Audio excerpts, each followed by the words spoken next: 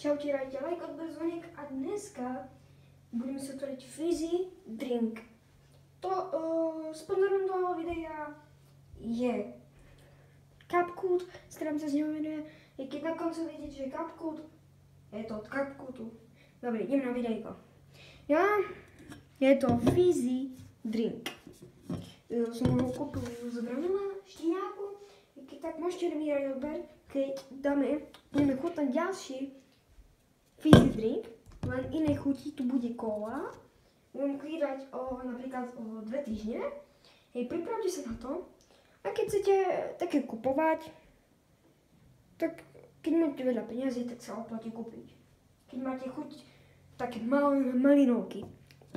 No, teraz ideme ochutnať túto malinovku. Čakajte, ja si ju dám u sebe.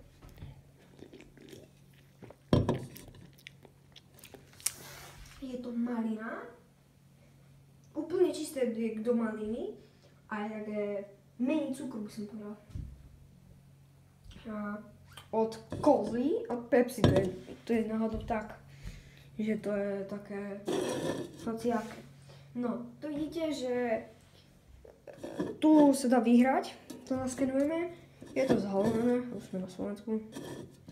V Česku to nie je, lebo tu by nepísal nič. No, tento fizzy, každý má rád, asi každý ho nemá rád, fizzyho, ani ja, ale som to našiel, tak som si to kúpil a chutnáme. No, ideme chutnať. Už sme vlastne ochutnali, ale ja si teraz ochutnám viac. Mňam, výborné. Mňam. Keď máte chuť malinovky, môžete si kúpiť, mňa to je jedno. Keď máte veľa peniazí, môžete si tiež kúpiť. No čo vám poviem.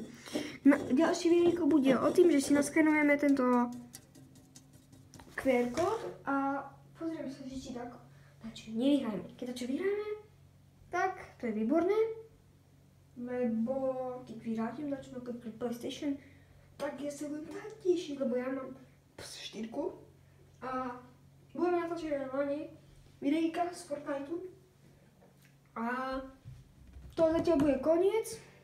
A keď teraz uvidíte CapCut, tak to znamená, že si to strihal CapCut cez CapCut appku. No tak dajte like, odber, zvonek a čaute.